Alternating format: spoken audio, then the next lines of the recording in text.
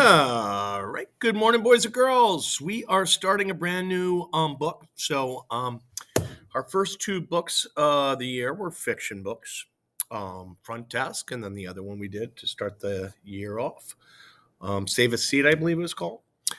Then last week we did our fair share of informational nonfiction books. So today we are switching to historical fiction. So it's something that's based on real events, but it's a fictional story revolving around them. So it's called Snow Treasure, and it's around the events of World War II. So here we go. Let's get started. Snow Treasure. Beat you to the turn. Peter Lundstrom shot his sled down the long, steep slope. No fair, you started first, his friend Michael Berg protested. Nevertheless, he flew along in Peter's tracks. School was over for that day at least, and Peter and Michael were enjoying one of the sled rides the children of Norway never seemed to tire of. As the turn, they paused for breath, but their rest was short, for Peter spied another sled. Look out, here comes the girls. With that, he headed up down another slope, his friend behind him. Peter was 12 and felt grown up. Playing with the girls was something he meant never to do. Heavy clothes hid all but his yellow hair and his face. His eyes were clear and brown, wide apart in an even line. They looked untroubled. Michael, the same age, seemed different in everything else. While Peter was tall and slender, Michael was square. His hair was like tow, and his eyes were that bright blue that is often called typically Scandinavian. Hey, wait a minute, a dark-eyed girl drove her sled into the place the boys had just left. Her black curls bobbed like sausages under the cherry red of her hood.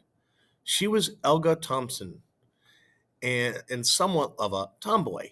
Behind her on the same sled was a smaller girl, fair as Helga was dark. The smaller girl was Lovisa, Peter's 10-year-old sister. We'll catch them at the lookout. Hold on! Helga dug her heels into the snow and began another swift descent. Catch them at the lookout they did, for the sled track made a sharp twist, and below that, nearly 1,000 feet, lay the sea. Peter and Michael had to slow down to avoid crashing a wall that protected the road. Helga, daring as any boy, drove straight at them. So there was a clamor of yells and a tangle of windbreakers, caps, sweaters, and mittens. There never had been such a winter for snow. It began early and with each month grew higher and higher on the ground. April was like January with no sign of thaw. From one end of Norway to the other, people talked of nothing else. They only stopped talking about it when something entirely terrifying drove it from their minds. Then they remembered it again and looked to it, help them in their trouble. Up in the Arctic Circle where these children lived, it was winter for much of the year. Sleds and skis were used for travel for all but a few months. But accustomed as people were to long cold and white stillness, the winter of 1940 surpassed anything even the oldest could remember. The mountains seemed to sleep that April. Along the sea, the world was lifeless, except for the fjords. The harbors here in the north were ice-locked, their channels great fields of white. The fjords alone seemed alive with their black rushing waters and bobbing ice cakes. These forceful streams flow too fast for freezing, and so are always a highway to the open sea. The four friends at the lookout continued their lively play. Peter and Michael tried to wash Helga's face, but the snow was too hard and dry, and the face washing could hardly have been called successful. Helga managed to get a handful of snow down Peter's back, and that did amount to something, for he had a bit of trouble shaking it out to prevent the discomfort of it melting. Tired of the tussle, the four squatted on their sleds. When Michael idly tossed a lump of snow in Helga's lap, she got up to shake her dress. In doing so, she turned toward the sea. Why, Peter, there's your Uncle Victor. She was surprised. And Rolls, his mate. Look. You're crazy. Peter did not bother to get up. But it is your Uncle Victor. Honest. Now, what in the world would he be doing here? You don't suppose he's fishing this time of year, do you? But it is, Peter. Come, see. She was so sure about it that he got up, if only to be able to tell her she was wrong.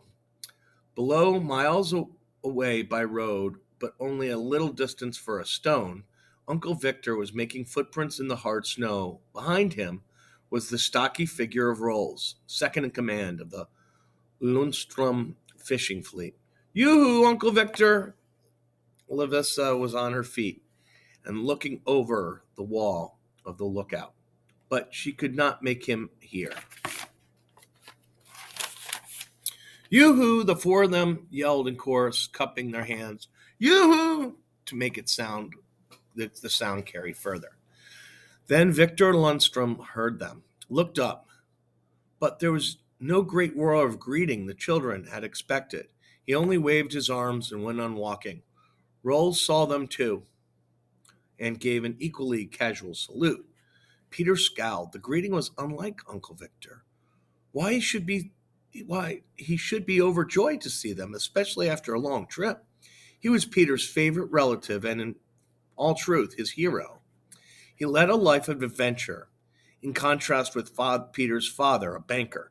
He was one of the most successful fishermen in the land of able fishers. He had a whole fleet of boats and sailed about everywhere, his nephew supposed. When he came back from a voyage, he had stories to tell that no one could match. Uncle Victor was as fond of his brother's children as they were of him, so it wasn't like him to not seem glad to see them. What's he doing here? Michael wanted to know. They watched him walk along the beach towards the cliff beyond Rinswick Ford. He's on his way to the Snake, they decided. The Snake was a tiny arm of the big fjord, so twisted and narrow that it deserved its name. Unless you knew about the Snake, you never would have guessed it was there. Almost entirely hidden by cliffs, even from the air, it would be hard to trace. To the Seng Petersen, Lovisa's eyes danced, for the Cheng Petersen. Clang Pearson was Uncle Victor's own fishing boat, the one that he alone might sail. The children were permitted aboard only as a special treat. But why is he here? Peter pondered. He never comes north until the ice is gone. But he had no time for further reflection when a snowball broke in his face. So you thought I was crazy, Helga taunted. Crazy as a hare. Michael's snowball landed on Helga's hood. It spattered and her eyes and face were white. She lowered her head and shook it from side to side like a fierce young animal and then charged at her tormentor. Meanwhile, Lovisa had not been idle. Her fast-moving mittens were busy rolling hard pellets of snow. Then she stood back and hurled with all her strength and all the skill she had been able to acquire by watching and imitating the boys since she was old enough to remember. Helga and Peter were locked in a tussle when Lovisa came to her friend's rescue. One swift ball caught Peter on the air, and he turned, surprised to see who his assailant might be. Then Michael brought up a handful of snow to give Helga another face washing, but Lovisa's ball caught him so abruptly he stumbled and fell. Come, Helga, let's get out of here while we're on top, Lovisa believed in securing her victories. She preferred not to chance a smashing defeat by remaining, but Helga parted her feet in a defiant stance and stood ready to meet all comers. What do you want to run away for? She jeered at Lovisa.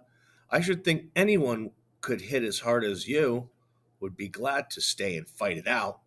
Here was high tribute.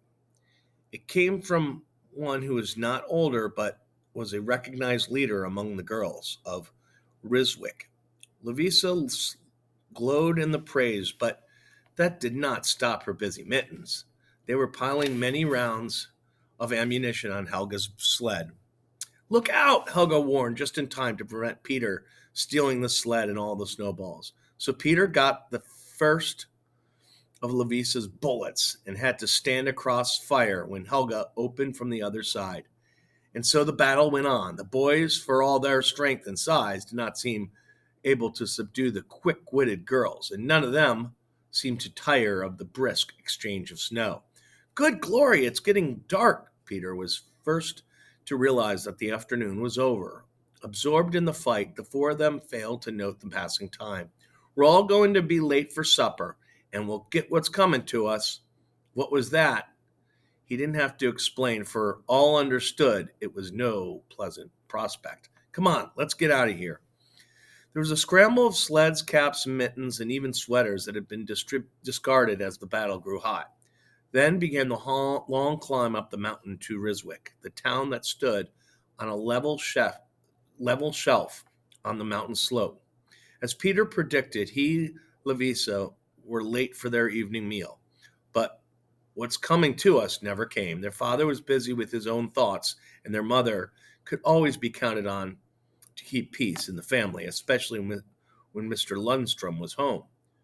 When they told of seeing Uncle Victor, a strange thing happened. Their father pushed back his chair and jumped up from the table. Peter and Lovisa were surprised because they had never seen him leave a meal unfinished.